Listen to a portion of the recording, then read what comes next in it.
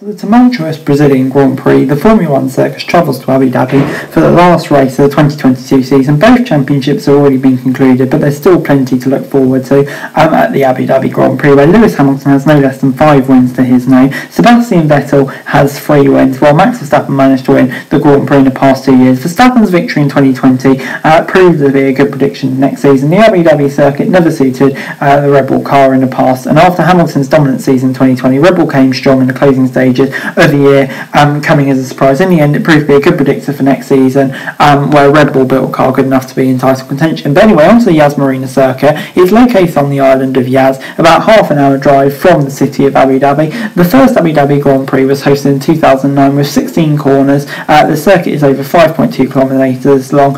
Changes were made to the circuit layout in 2021 to promote overtaking. And yeah, it wasn't the best race we saw last year, I think it's fair to say, but you know, it's probably better than the ones we've seen in previous years. And obviously we got the drama, the very controversial drama, let's just say, towards the end of the race, and obviously it was from a circuit layout change that led to that crazy and controversial ending. I think it's fair to say. We'll leave it at that. But anyway, that was 2021. Moving on then to F1 in 2022, and after a long chaotic season, the 2022 season comes to an end in Abu Dhabi. Many teams have already shifted their focus to next season. Fans can recover for a few months, but teams will be hard working on their new cars during the rent break. Yet there's also a number of drivers in the grid who will indeed not be looking forward to taking part in the 2023 season, with Sebastian Vettel being driving his last F1 race in Abu Dhabi. The four-time world champion is retiring after a long and successful career. Daniel Ricciardo is also saying goodbye for the time being, as McLaren have replaced the Australian with compatriot Oscar Piastri. We may still see Ricciardo in the paddock in 2023 though, as Helmut Marko is going to drive for Red Bull, be a Red Bull reserve. Then he says he's not, but it seems like he probably will be. But he could go to Mercedes as well. In 2024 though, obviously he hopes to return full-time. Mick Schumacher is also not yet sure where he will be driving next season. According to the latest rumours, he could well be a reserve at Mercedes if they don't get Ricciardo, with Hülkenberg now being announced as his replacer. So in Abu Dhabi, we could be saying goodbye to 4 drivers, obviously including the GOAT.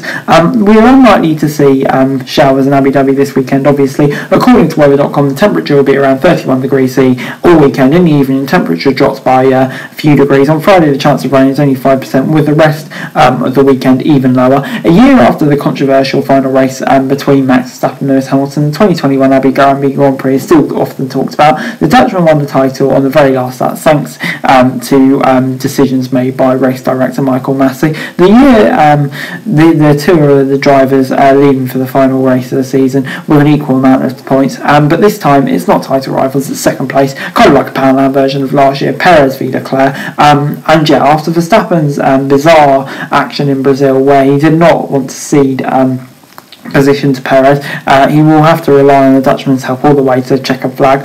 Several drivers' battles are also not finished, as well as the Constructors' Championship. Mercedes have further caught up with second place Ferrari after 1-2 in Brazil. The Yas circuit may not suit the W13 as well as Interlagos, but it's a good place for Ferrari. There's no guarantee either.